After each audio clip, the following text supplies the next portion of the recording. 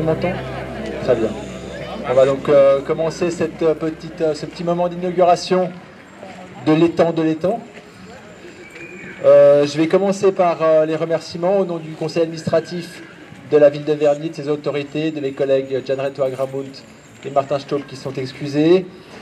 Je vais commencer par les remerciements. Remercier les partenaires, les mandataires, les entreprises qui ont travaillé sur ce chantier, sans qui on ne serait pas là aujourd'hui. Donc l'entreprise en charge des travaux, l'entreprise Crasa, les mandataires en charge des études et de la direction des travaux, le groupement APAR et Serra, M. Gay Balmaz, expert canin pour la conception du parc canin, la coopérative des cheminots, que j'ai vu tout à l'heure, en particulier M. Vogt pour sa précieuse collaboration tout au long du projet, les jardins familiaux de Bel-Esser pour leur coopération tout au long des travaux, l'ensemble des services de la ville de Vernier qui ont participé à ces travaux, notamment M. Kimenje, qui était l'ingénieur de ce projet, mais aussi le service des bâtiments, pour ce qui est de l'édicule et les autres services qui nous ont aidés pour ça, qu'ils soient sincèrement remerciés. Je vous propose de les applaudir.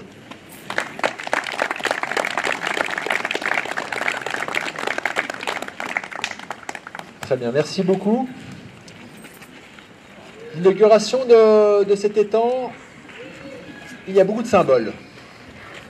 J'ai essayé d'en retenir deux types. Le premier, c'est les symboles liés aux enjeux environnementaux qui nous attendent. Effectivement, nous avions là avant un étang entièrement artificiel que nous avons renaturé. Renaturé, c'est-à-dire que nous lui avons donné un aspect avec des berges plus naturelles, plus perméables, qui permettra effectivement d'être plus en phase avec les enjeux environnementaux qui nous attendent. Les enjeux de biodiversité, puisqu'effectivement cela permettra la venue d'espèces animales et végétales qui nous permettront d'avoir un espace plus naturel pour la biodiversité, mais également un point d'eau important dans un relais d'étang que nous sommes en train de constituer, qui passe par ici, mais qui aura un autre étang au parc de Balexer, le parc des franchises, pour qu'effectivement la petite faune puisse avoir des relais dans notre commune. Et puis c'est effectivement aussi des enjeux environnementaux liés au réchauffement climatique. C'est un îlot de fraîcheur qu'on construit dans un quartier qu'on sait dense, mais qui sait aussi avoir des espaces de détente et de fraîcheur, comme on en fait aujourd'hui. Et puis, il y a aussi des symboles historiques. C'est vrai que ce quartier a connu de nombreuses transformations. Il faut s'imaginer qu'ici, on ferme les yeux, en 1874, il n'y a pas grand-chose. Il y a un champ, il y a une petite ferme là-bas, avec la laiterie des Avanchais, le nom de l'Avanchet qui serpente gentiment comme ça jusqu'au Rhône. Et puis, c'est à cette époque qu'un Russe, Alexandre Trofimovski, un anarchiste, qui avec Bakounine se retrouve à Saint-Imier pour créer la première internationale anarchiste, décide de s'installer à Genève. Il s'installe pas loin de son amante, qui habite à Saint-Jean. Et puis, donc, il s'installe ici, il achète ce terrain à la famille Bergeois, je ne sais plus. Voilà, il achète ce terrain et il se fait construire une maison, la maison qui se trouve à la place de la coopérative des cheminots aujourd'hui, qui s'appelle la Villa Neuve. Et puis donc, c'est là qu'on arrive à la partie délicate de mon exposé, il fait construire cet étang. Cet étang, peut-être que vous l'avez remarqué quand vous le voyez depuis le Taunuschier Créatrium, il a une forme un peu spéciale. À un moment où il le conçoit, il a la forme d'un spermatozoïde. Effectivement, c'est une long spermatozoïde de 30 mètres qu'il construit pour, exprimer son ardeur et sa passion pour sa maîtresse qui habite à Saint-Jean, et c'est pour ça qu'il le dirige en direction de Saint-Jean. Voilà. Je vous laisserai reprendre les mots qu'il le faut pour expliquer cette situation à vos enfants, mais c'est aussi l'héritage historique de ce quartier.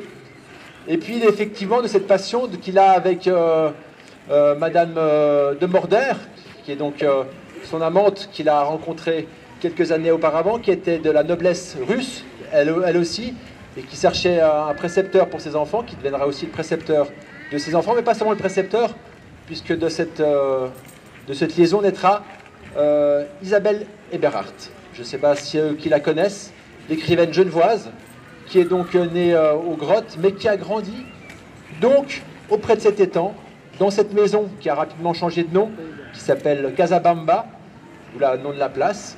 Et c'est pour ça qu'effectivement, elle s'appelle Casabamba, parce qu'effectivement, c'était quelqu'un d'assez novateur, en dehors des règles, et qui avait beaucoup de voyageurs de passage. Il recevait beaucoup de voyageurs, de gens avec l'esprit libre, et on y faisait effectivement beaucoup la fête dans cette maison. Et puis c'est donc dans cet environnement que grandira Isabelle Eberhardt. C'est ce qui va lui donner le goût de la liberté, c'est ce qui va lui donner le goût du voyage, pour ceux qui connaissent un peu cette écrivaine, cette voyageuse, cette aventurière. Et puis effectivement, au début du XXe siècle, une femme qui voyage seule, c'est compliqué. Elle ne s'est pas laissée démonter. Elle a vécu sa vie, donc elle a beaucoup vécu, pour ceux qui la connaissent, dans les déserts de ce qui est actuellement l'Algérie. Et puis elle vivait effectivement de contributions qu'elle écrivait sur ce qu'elle rencontrait. Quelqu'un de très critique sur le colonialisme, et puis qui effectivement vivait de ses chroniques auprès des journaux français. Et puis bon, donc pour se balader au début du XXe siècle dans cette région, elle adapte une technique assez fort simple. Elle s'est habillée en homme. Elle se faisait passer pour Marmout. Et puis effectivement, c'est comme ça qu'elle pouvait mener la vie qu'elle avait choisie, sa vie d'aventurière, sa vie d'écrivaine, sa vie de femme libre, mais en même temps avec ses contraintes. Tout le monde savait que c'était une femme.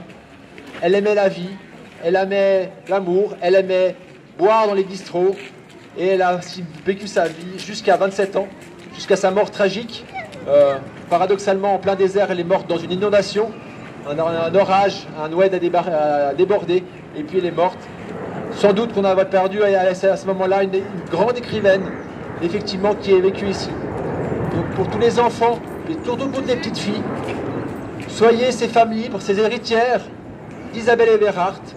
Soyez les héritières de cette liberté qu'elle a voulu insuffler dans ce quartier, et qu'elle a voulu laisser peut-être son héritage, cet étang qui en garde un petit peu la trace. Voilà donc ce quartier extrêmement novateur, tourné vers l'avenir, comme vous le savez, labellisé SNBC, donc à haute valeur énergétique, tourné vers l'avenir, tourné vers les enjeux qui nous attendent demain. Il a aussi une histoire riche, et puis effectivement, fier d'avoir hébergé cette personnalité forte. Peut-être qu'un jour, on pourrait baptiser cet étang qui n'a pas de nom, l'étang Isabelle Eberhardt, pourquoi pas. Voilà, je crois que j'en ai fini, j'espère que je n'ai pas été trop long. Il est temps de découvrir ce parc, comme je vous ai exposé, donc qui fait la place largement des espaces naturels, mais aussi effectivement à l'espace canin que nous avons rénové, qu'on a redimensionné, qu'on a redonné une nouvelle dynamique. Vous pouvez le découvrir aussi. Tout n'est pas tout de suite accessible aujourd'hui. Effectivement, il faut que l'herbe un petit peu pousse. On a encore laissé les accès fermés. Il y a encore des cabanes pour les places de jeu qui ne sont pas entièrement terminées. Mais voilà, pour que tout le monde puisse en profiter. C'était aussi symboliquement juste avant le début du printemps qu'on voulait le faire. J'en finis avec ce dernier symbole. Nous sommes très contents de l'inaugurer ici. Voilà, je vous remercie beaucoup. Puis on va passer donc à la cérémonie de découpe du ruban. Je vous remercie.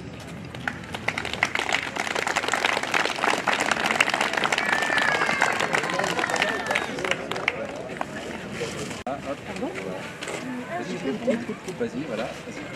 Prends le ciseau, vas-y. Coupe un petit bout là, coupe un petit bout là. 1, 2, 3. Vas-y. Voilà, bravo.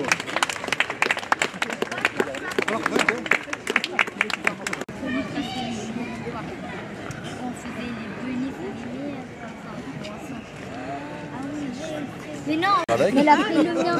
Elle a pris le tien. Ouais, parce que moi je coupe avec elle. Merci. Vous dites merci. Ouais, je garde en souvenir. Sauf une période de pluie, il n'y a pas une couche. On est rempli de travail. mais il a rempli de 35. Ouais. J'aurais pu faire un truc. Non, mais là, l'hiver, il vient des jardins. Là. C'est agréable, hein? Il y a un sac là. Peut-être que je n'aurais pas Il change. Ouais, au lieu de partir dans le village d'hiver, il change. Mais bon, Il vient. ici aussi, Ah, voilà. à quelque part. Je suis tombé 3 fois. De là.